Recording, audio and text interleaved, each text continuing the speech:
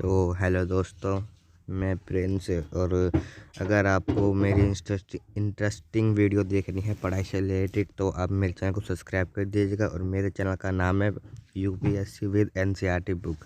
तो ये आपको यूपीएससी में भी काम देगी और क्लास 11th-12th में भी। तो आज की क्लास हमारी होने वाली है जीके के क्वेश्चन में भी कह सकते हैं हम इसको, और पॉलिटिकल साइंस के class 11th, 12th, 10th, 9th हर क्लास में काम आती है। तो आइए देखते हैं।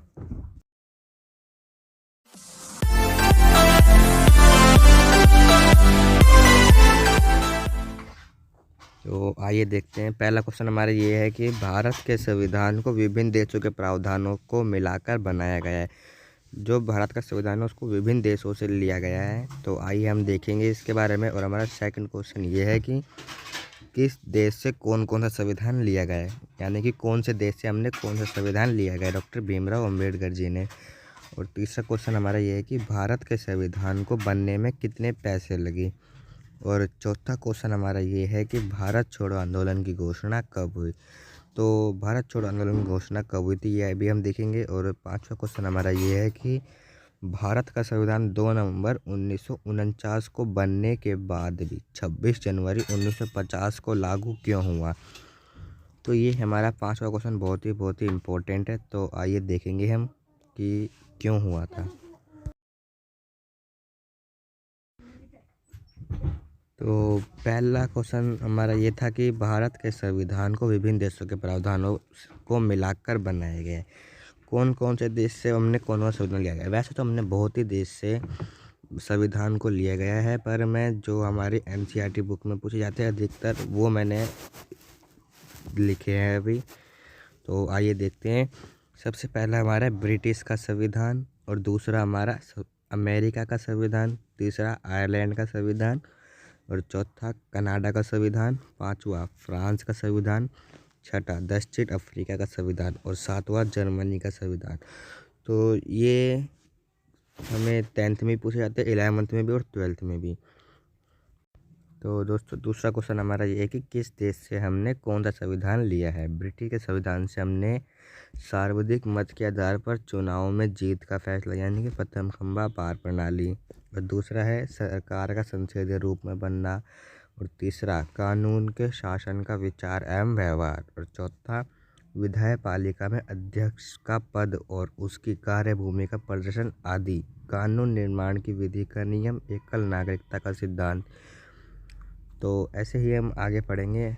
तो दोस्तों मैं आपको ऐसे वेरी इंपॉर्टेंट क्वेश्चन बताऊंगा और भी क्लासों में। तो आइए देखते हैं हमने दूसरा संविधान। तो मैं आपको एक बात बता दूं, संविधान को हम बाइबल भी कहते हैं, जैसा हमने हिस्ट्री में पढ़ रखा है। तो अमेरिका के संविधान से हमने क्या लिया है देखते हैं। मौलिक अधिकार, न्यायिक पुनरावलोकन की शक्ति और न्यायपालिका की स्वतंत्रता, जिसे भारतीय संविधान के अनुच्छेद 137 में इसकी व्याख्या की गई है।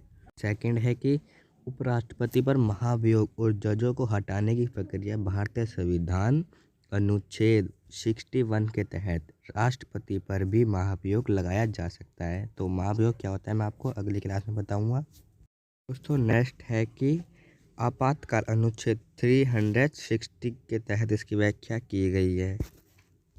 नेक्स्ट इसके बाद है कि न्यायपालिका की व्यवस्था। तो न्यायपालिका की व्यवस्था क्या है वो भी मैं आपको अगली क्लास में बताऊंगा। इसमें बताऊँ तो बहुत लंबी वीडियो हो जाएगी। तो नेक्स्ट देखते हैं। तो नेक्स्ट है आयरलैंड का संविधान। आयरलैंड के संविधान से हमने लिया है कि राज्य के नीति निर्देशक तत्व अनुच्छेद 36 से लेकर 51 तक हमने लिए हैं। और राज्यसभा के सदस्यों का चुनाव करना, राष्ट्रपति का निर्वाचन, ये सभी हम आगे पढ़ेंगे। अभी मैंने ये लिखे हैं आपके लिए। तो नेक्स्ट है कि कनाडा का संविधान। कनाडा के संविधान से हमने अर्धसंघात्मक सरकार का स्वरूप लिया है और अवशिष्ट शक्तियों का स्वरूप को आप सिद्धांत भी कह सकते हैं। और फिर राज्यों में केंद्र द्वारा राज्यपाल की नियुक्ति भी हमने कनाडा के संविधान से ली है। और अगला हमारा है कि फ्रांस के संविधान से हमने स्वतंत्रता, समानता, बंधुत्वता का सिद्धांत, ये तीनों ही हमने फ्रांस के संविधान से लिए हैं। और आगे हम देखते हैं कि छठे में हम देखेंगे कि दक्षिण अफ्रीका का संविधान। दक्षिण अफ्रीका के संविधान से हमने संविधान में संशोधन करने की प्रक्रिया ली है, जो अनुच्छेद 368 के तहत है।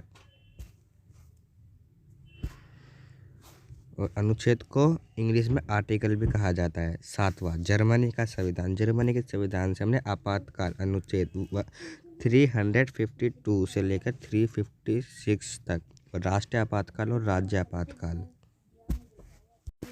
तो आइए देखते हैं तीसरा क्वेश्चन। तीसरा क्वेश्चन है कि संविधान को बनने में कितने पैसे लगे। तो संविधान को बनने में कितने पैसे लगे देखते हैं।